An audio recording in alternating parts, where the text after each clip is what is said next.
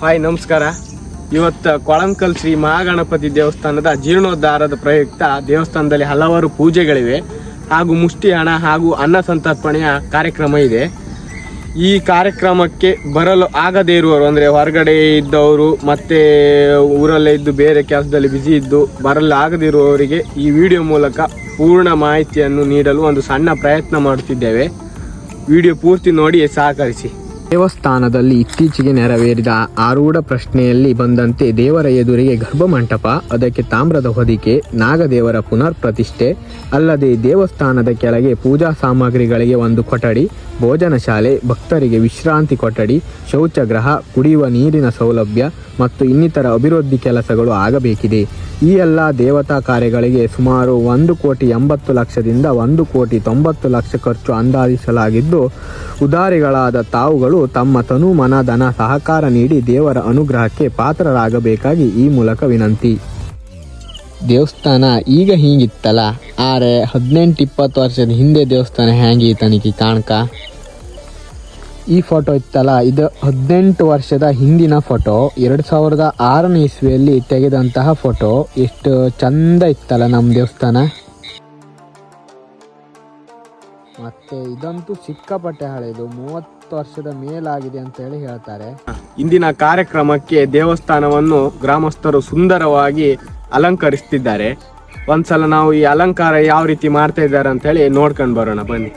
ಪಾರ್ಕೂರಿನ ಚೋಳರಾಜರ ಕಾಲದ ಅಂದಿನ ಕಾಲದಲ್ಲಿ ಬಂದು ಚೌಡಿಕೆರೆಯಲ್ಲಿ ಏನು ದೇವತೆಗಳು ಈಶ್ವರನ ಗಣಗಳು ಜನರಿಗಾಗಿ ನೀರಿಗಾಗಿ ಪರಿತಪಿಸಿದಾಗ ಚೋಳ ಮಹಾರಾಜ ಈಶ್ವರನಲ್ಲಿ ಪ್ರಾರ್ಥಿಸಿಕೊಂಡು ಅಲ್ಲಿ ಚೌಡಿಕೆರೆಯನ್ನು ಮಾಡ್ತಾ ಕೆರೆಯನ್ನು ರಾತ್ರಿ ಹಾಗೆ ಈಶ್ವರನ ಗಣಗಳು ಮಾಡ್ತಾ ಇರೋ ಸಂದರ್ಭದಲ್ಲಿ ನಮ್ಮ ಹಿಂದಿನವರು ಹೇಳಿದಂಥ ಅಥವಾ ನಮ್ಮ ಅರ್ಚಕ ವೃಂದದ ಹಿರಿಯವರು ಹೇಳುವ ಪ್ರಕಾರ ಅಲ್ಲಿಯ ಒಂದು ಗಣೇಶನ ವಿಗ್ರಹಕ್ಕೆ ಕುಂದಾಗಿ ಅದರ ರುಂಡ ಅನ್ನುವಂಥದ್ದು ಅಲ್ಲಿಂದ ಹಾರಿ ನಮ್ಮ ಈ ಹಾದಳ್ಳಿ ಎನ್ನುವಂಥ ಊರಿಗೆ ಬಂತು. ಅದು ನಿಜವಾಗಿ ಈ ದೇವಸ್ಥಾನದಲ್ಲ, ಇದರ ಬಲಭಾಗದಲ್ಲಿ ಈಶಾನ್ಯ ಭಾಗದಲ್ಲಿ ಇಲ್ಲಿಂದ ಒಂದು 200 ಮೀಟರ್ ಅಂತರದಲ್ಲಿ ಒಂದು ದೊಡ್ಡ ಬಂಡೆ ಇದೆ. ಅದಕ್ಕೆ ಕುರುಹುಗಳು ಇವಾಗಲೂ ಇದೆ. ಬಂಡೆ ಎಷ್ಟು ಎತ್ತರವಾಗಿತ್ತಂದರೆ ಸುಮಾರು 350 ಅಡಿಯಕ್ಕಿಂತ ಎತ್ತರ. ಹಾಗಾಗಿ ಅರ್ಚಕರಿಗೆ ಒಂದು ಕೊಡ ನೀರು ತರಲಿಕ್ಕೆ ಅವರಿಗೆ ಸುಮಾರು ಅರ್ಧ ಗಂಟೆ ಬೇಕಾಗ್ತಿತ್ತು. ಆವಾಗ 9 ಕೊಡದ ನೀರಿನ ಸೇವೆ ದಿನ ಆಗಬೇಕಂತೆ ದೇವರಿಗೆ. ಒಂದೇ ಒಂದು ಭಕ್ತಾದಿಗಳು ಬರ್ತಾ ಇರಲಿತ್ತಂತೆ. ಆ ಸಂದರ್ಭದಲ್ಲಿ ಅವ್ರು ಅಳ್ತಿದ್ರಂತೆ, ನನ್ನ ಹತ್ರ ಮಾಡ್ಲಿಕ್ಕೆ ಆಗುದಿಲ್ಲ, ನನ್ನ ಹತ್ರ ಈ ಸೇವೆ ಮಾಡ್ಲಿಕ್ಕೆ ಕಷ್ಟ ದೇವ್ರೆ, ನಿಲ್ಲಿಸ್ತೇನೆ, ನಿನ್ಗೆ ಸೇವೆ ಮಾಡುವುದು ಕಷ್ಟ, ಭಕ್ತಾದಿಗಳು ಬರ್ತಾ ಇಲ್ಲ. ಒಂದು ದಿನ ರಾತ್ರಿ ಅವರು ರಮಣಯ್ಯನವರ ಸ್ವಪ್ನದಲ್ಲಿ ಮಹಾಗಣಪತಿ ಬಂದು, ನಿನ್ನ ಕಷ್ಟ ನಾನು ಅಳ್ತಿದ್ದೇನೆ, ನಾನು ಇಲ್ಲಿರೋದಿಲ್ಲ, ನಿನಗೆ ಅನುಕೂಲವಾಗುವಂಥ ಇನ್ನೊಂದು ಪ್ರದೇಶದಲ್ಲಿ ಬಂಡೆ ಇದೆ, ಆ ಬಂಡೆಯಲ್ಲಿ ನಾನು ಹೋಗಿ ರಾರಾಜಿಸ್ತೇನೆ ಅಂತ ಸ್ವಪ್ನದಲ್ಲಿ ಬಂದು ಹೇಳಿದಾಗ, ಅದು ಯಾವ ಪ್ರದೇಶ ಅಂತ ಕೇಳಿದಾಗ, ನನ್ನ ಮೂರ್ತಿ ಹೋದ ಜಾಗದಲ್ಲಿ ಸುಮಾರು 8 ಇಂಚಿನಕ್ಕಿಂತ ಗಾತ್ರದ ಒಂದು ಸರಪಳಿ ಅಚ್ಚನ ಹೋಗುತ್ತೆ, ಆ ಸರಪಳಿ ಅಚ್ಚನಲ್ಲಿ ನೀನು ಹೋಗು, ನಾನು ಎಲ್ಲಿದ್ದೆ ಅಂತ ನಿನಗೆ ಮೂಡಿಗೆ ತೋರಿಸ್ತೇನೆ ಅಂತ ಬರುತ್ತೆ. ಆ ರೀತಿಯಲ್ಲಿ ಬಂದು ಆ ರಮಣಯ್ಯನ ಕಾಲದಲ್ಲಿ ಈ ಬಂಡೆಯಲ್ಲಿ ಬಂದು ಗಣಪತಿ ಸ್ಥಿರವಾಗಿದ್ದಾನೆ.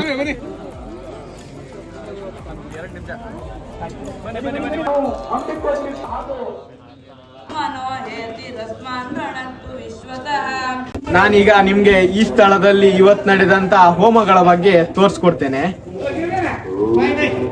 ಈ ಸ್ಥಳದಲ್ಲಿ ಇವತ್ತು ಗಣ ಹೋಮ ಆಯ್ತು, ನಿಮ್ಗೀಗ ತೋರಿಸ್ತೇನೆ. ಈ ವಿಡಿಯೋ ಹೋಮಗಳೆಲ್ಲ ತೋರಿಸ್ತೇನೆ. ಈ ಸ್ಥಳದಲ್ಲಿ ಗಣ ಹೋಮ ಮತ್ತೆ ಈ ಸ್ಥಳದಲ್ಲಿ ಮೃತ್ಯುಂಜಯ ಹೋಮ ಆಯ್ತು ಇವತ್ತು.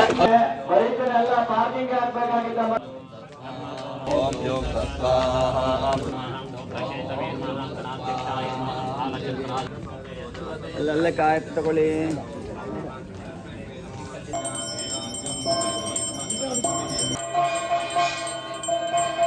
ಮಹಾಗಣಪತಿಯ ಮಹಾಪೂಜೆ ಮಾತನಾಡಬೇಕಾದ ಸಮಯ ಇದಾದ ನಂತರ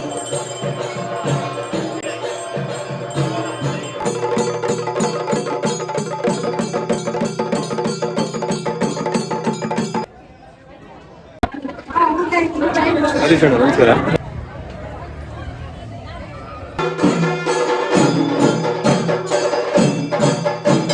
ಈ ದೇವರ ಅತಿ ಹೆಚ್ಚು ಸೇವೆ ಮಾಡುವ ಅವಕಾಶ ಸಿಕ್ಕಿರುವುದು ನಮ್ಮ ಗಣಪಯ್ಯ ಭಟ್ರಿಗೆ.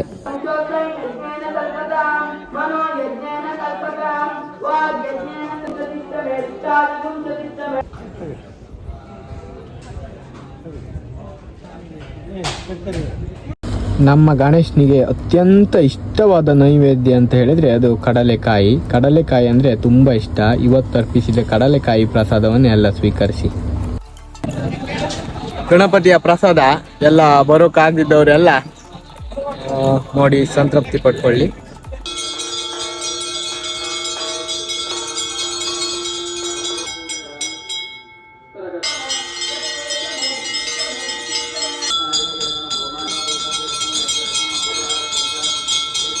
ಏಕಾಕ್ಷರ ಸ್ವರೂಪಾಯ ಏಕದಂತಾಯ ವೇದಸೆ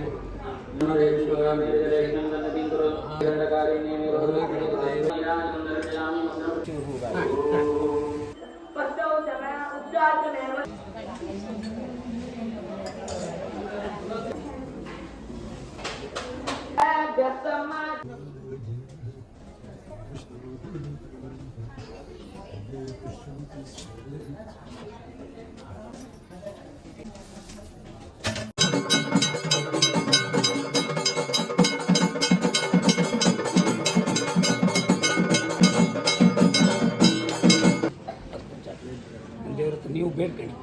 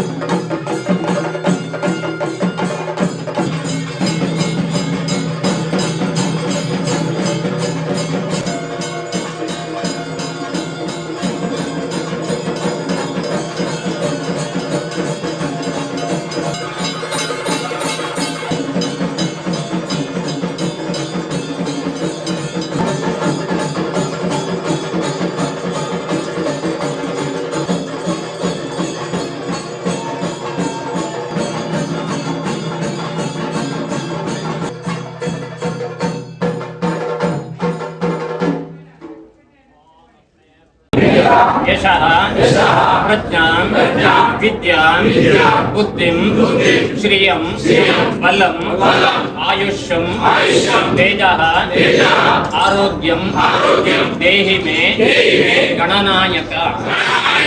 ಎಲ್ಲರೂ ನಿಮ್ಮ ನಿಮ್ಮ ಮನಸ್ಸಿನ ಒಳ್ಳೆಯ ಬಯಕೆಯನ್ನು ಪ್ರಾರ್ಥನೆ ಮಾಡ್ಕೊಂಡ್ಬಿಡಿ.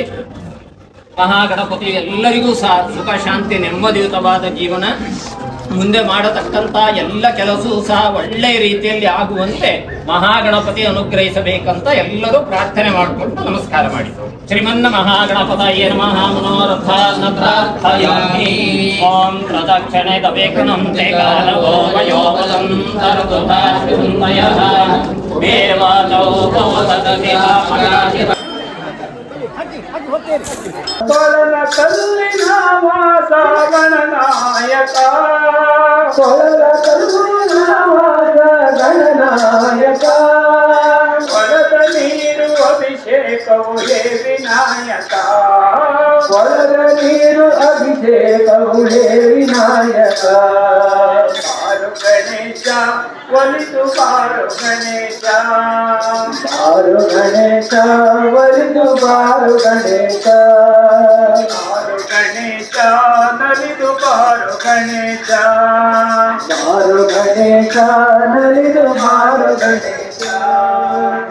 ಭಾದ್ರಪದ ಶುಕ್ಲ ಚೌತಿ ಮನೆಯಲ್ಲ ನಿನ್ನ ಸ್ಫೂರ್ತಿ, ಭಾದ್ರಪದ ಶುಕ್ಲ ಚೌತಿ ಮನೆಯಲ್ಲ ನಿನ್ನ ಸ್ಫೂರ್ತಿ.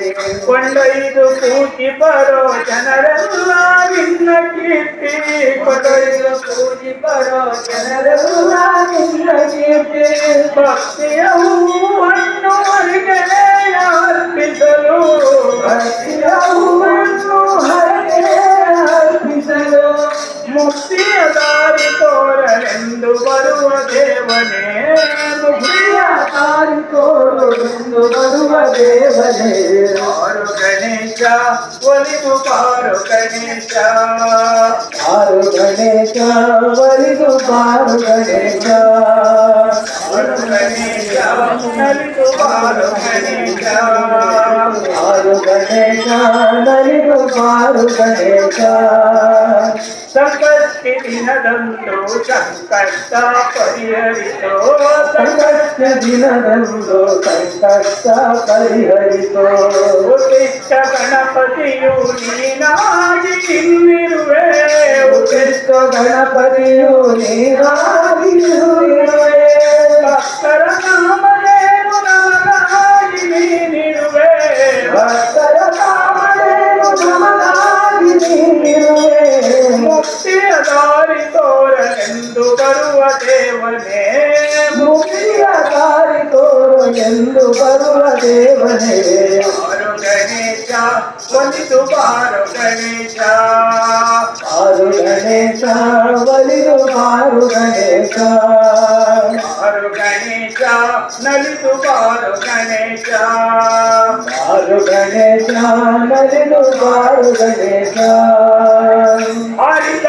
ಹಳ್ಳಿಗೆ ಹಾರಿ ಬಂದ ಗಣಪತಿಯೇ ಹರಿದ ಹಳ್ಳಿಗೆ ಹಾರಿ ಬಂದ ಗಣಪತಿಯೇ ಮಂಡಿಸಿದ ಹಳ್ಳಿಯೇ ಮಂಡಳಿಯಾಗುವುದು ಮಂಡಿಸಿದ ಹಳ್ಳಿಯೇ ಮಂಡಳಿಯಾಗುವುದು ಬಂಡೆಯ ಮೇಲೊಂದು ಕಳವನ್ನ ನಿರ್ಮಿಸಿ ಮಂಡೆಯ ಮೇಲೊಂದು ಕಳವನ್ನ ನಿರ್ಮಿಸಿ ಮುಂದಲ ದೇವನೆಂದು ಸಲಹುತ್ತಿರುವ ದೇವನೇ ರುಂಡಲ ದೇವನೆಂದು ಸಲಹುತ್ತಿರುವ ದೇವನೇ ಬಾರು ಗಣೇಶ ಒಲಿದು ಬಾರು ಗಣೇಶ ಬಾರು ಗಣೇಶ ಒಲಿದು ಬಾರು ಗಣೇಶ ಬಾರು ಗಣೇಶ ನಲಿದು ಬಾರು ಗಣೇಶ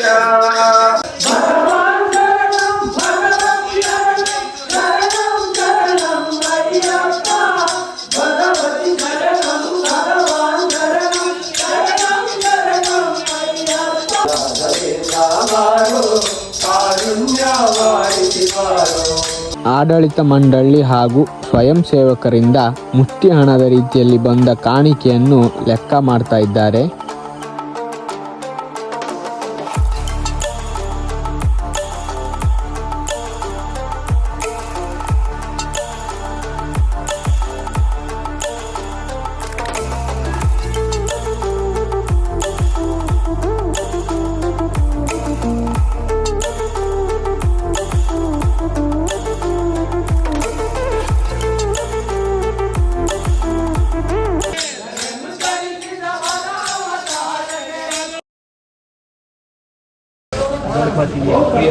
ದೇವಸ್ಥಾನದ ಕೆಳಭಾಗದಲ್ಲಿ ಅಯ್ಯಪ್ಪ ಸ್ವಾಮಿ ಚಪ್ರ ಆಗಿದೆ, ಬನ್ನಿ.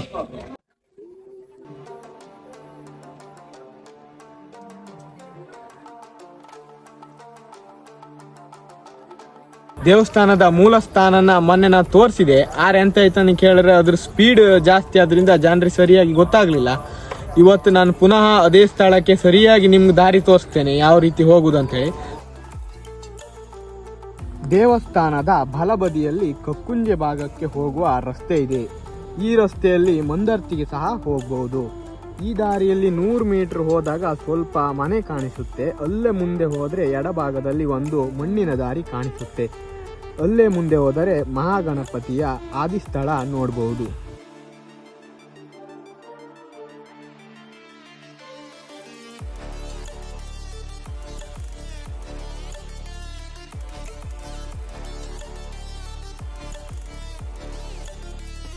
ದೇವಸ್ಥಾನದಿಂದ ಕಕ್ಕುಂಜಿಗೆ ಬರುವಂತ ದಾರಿಯಲ್ಲಿ ಈ ದಾರಿ ಸಿಗ್ತದೆ, ಮಣ್ಣಿನ ದಾರಿ, ಫಸ್ಟ್ ದಾರಿ. ಈ ದಾರಿಯಲ್ಲಿ ಒಳಗೆ ಹೋಗ್ಬೇಕು. ಇಲ್ಲೋದ್ರೆ ದೇವಸ್ಥಾನದ ಮೂಲ ಕೆರೆಯನ್ನ ಮತ್ತೆ ಮೂಲ ಸ್ಥಾನವನ್ನು ತೋರಿಸಬಹುದು. ಬನ್ನಿ. ಈ ದಾರಿಯಲ್ಲಿ ಸ್ವಲ್ಪ ಒಂದು 100 ಮೀಟರ್ ಹಂಗೆ ಹೋಗ್ಬೇಕಾ. ನಾವೀಗ ನಡ್ಕೊಂಡು ಹೋಗ್ತಿತ್ತ ತೋರ್ಸಿಕ್ ಇಲ್ಲಿಗೆ ನಾವು ಬೈಂತ. ಬನ್ನಿ. ಅಂಕಲ್ ಮಹಾಗಣಪತಿ ಅನ್ನುವಂಥ ದೇವರು ನಿಜವಾಗಿ ಪ್ರಥಮವಾಗಿರ್ತಕ್ಕಂಥ ಪ್ರದೇಶ ಈ ಬಂಡೆ. ಈ ಬಂಡೆ ಹೇಗಿತ್ತು ಕೇಳಿದರೆ, ನಾವು ಈಗ ಮಹಾಗಣೇಶ ಇರುವ ಬಂಡೆ ಅದು ಆನೆ ಮಲಗಿದ ಆಕಾರದ ಹಾಗಿದ್ರೆ, ಇದು ಆನೆ ನಿತ್ತ ಆಕಾರದಲ್ಲಿ. ಒಂದು ಆನೆ ನಿತ್ರೆ ಹೇಗಿರುತ್ತೆ ಅದೇ ರೀತಿಯಲ್ಲಿ ಈ ಬಂಡೆ ಆವಾಗಿತ್ತು. ಇಲ್ಲೆಲ್ಲ ಇದೆಲ್ಲ ತೋರಿಸಿದ್ದೀವಿ. ಅದು ಮಾನ್ಯ ತೋರಿಸಿದ್ದು ಗ್ರಾನೈಟ್ ಅಲ್ಲ, ಅದು ಬಂಡೆ ಒಡೆದ ಇಲ್ಲೆಲ್ಲ ಹೋಲ್ ಹಾಕದ್ದ. ಹೋಲ್ ಎಲ್ಲಿತ್ತದು? ಹೋಲ್ ಇಲ್ಲಿತ್ತ ಇಲ್ಲಿತ್ತು ಕಡೆ, ಇಲ್ಲಿ ಹೋಲ್ ಇಲ್ಲ ಕಣೆ. ಇದು ಬರ್ತಿಲ್ಲ, ಇಲ್ಲೊಂದಿತ್ತಲ್ಲ, ಇಲ್ಲಿಂದ ಹೋಲ್ ಮಾಡಿರ. ಈ ಹೋಲ್ ಇಲ್ಲೇ ಇತ್ತು ಕಣೆ, ಈಚೆ ಓಪನ್ ಇತ್ತು. ಹೌದು. ಆದ್ರೆ ಅದು ಬಂಡೆ ಏಳಲ್ಲ, ಅದು ಏಳಲ್ಲ, ಬಂಡೆ ಏಳಕ್ ಬಿಡುದಿಲ್ಲ ಅದು. ಪರಿಣಾಮಕಾರಿ ಹೋಲ್ ಮಾಡಿದ್ರು, ಬ್ಲಾಸ್ಟ್ ಮಾಡಿದ್ರು, ಅದ್ರ ಒಂದು ಚೂರು ಕಲ್ಲು ಹೇಳಲಿಲ್ಲ. ಅಲ್ಲ ಹೌದು, ಹೋಲ್ ಮಾಡಿದ್ರು, ಬ್ಲಾಸ್ಟ್ ಮಾಡಿದ್ರು, ಯಾರು ಹೇಳ ಆದ್ರೂ ಕಲ್ಲು ಹೇಳಲಿಲ್ಲ.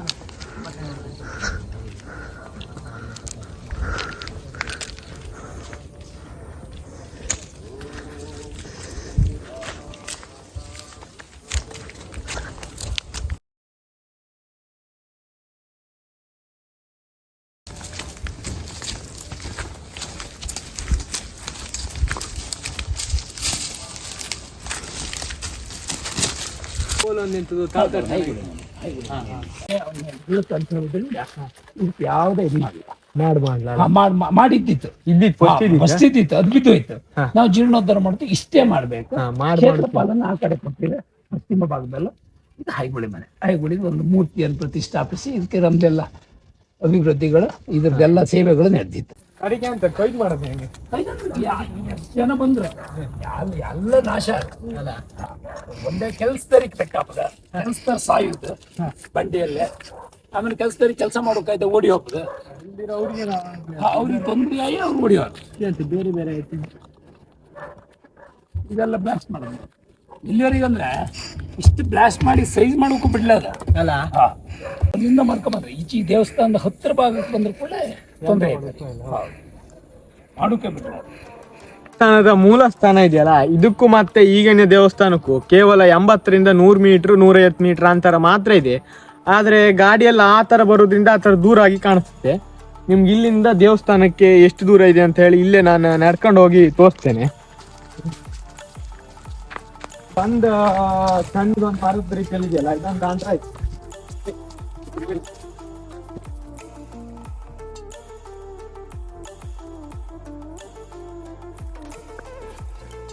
ಓಲ್ ಮಾರ್ ಕಾಣಿಸ್ತಿದೆಯಲ್ಲ, ಇದೇ ದೇವಸ್ಥಾನ. ಓಲ್ ಝೂಮ್ ಮಾಡಿ, ಇದೇ ಈಗಿನ ಕೊಳಂಕಲ್ ದೇವಸ್ಥಾನದ ಮೆಟ್ಲು. ಅದು ಕೊಳಂಕಲ್ ಮಹಾಗಣಪತಿ ದೇವಸ್ಥಾನ ಇಲ್ಲಿ ಕಾಣಿಸ್ತಿದೆಯಲ್ಲ, ಇದು ಈಗಿನ ದೇವಸ್ಥಾನ ಅಲ್ಲ. ನಿಮ್ಗೆ ಹಳೆ ದೇವಸ್ಥಾನ ಇಲ್ಲಿ ನಡ್ಕೊಂಡು ಬಂದ್ರೆ ಇಲ್ಲೇ ಇಲ್ಲೊಂದು ತೋರಿಸ್ತಾನೆ, ಇಲ್ಲಿ ಮರದ ಒಳಗಿಂದ ಝೂಮ್ ಮಾಡಿ. ಇಲ್ಲೇ ಒಳಗೆ ಹೋದ್ರೆ ಅಲ್ಲೇ ಸಿಗತ್ತೆ, ಇಷ್ಟೇ ಹತ್ರ. ಕರೆಕ್ಟ್ ಆಗಿ ನೋಡ್ಕೊಳ್ಳಿ.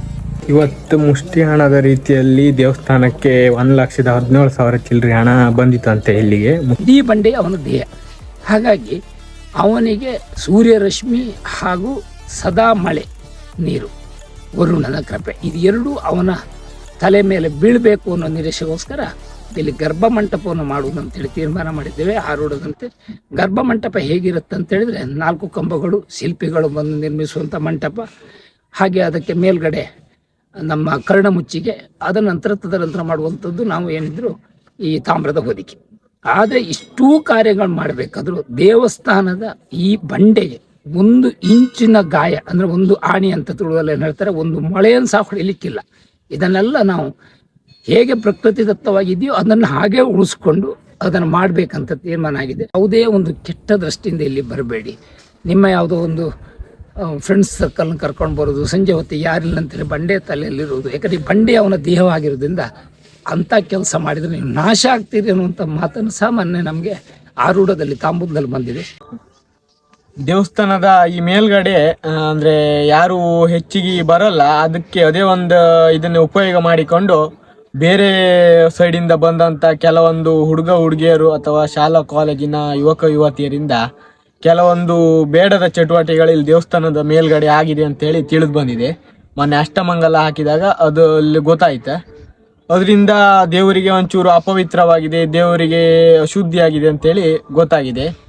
ಆದುದರಿಂದ ಅದೀಗ ಶುದ್ಧಿ ಮಾಡಿದ್ದಾರೆ.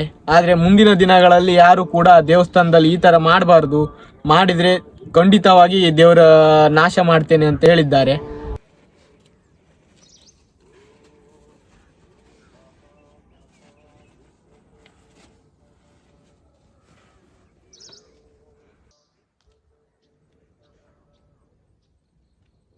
ದೇವಸ್ಥಾನದ ಅಭಿವೃದ್ಧಿ ಇನ್ನೊಂದು 5-6 ತಿಂಗಳೊಳಗೆ ಮಾಡಬೇಕಾಗಿದೆ.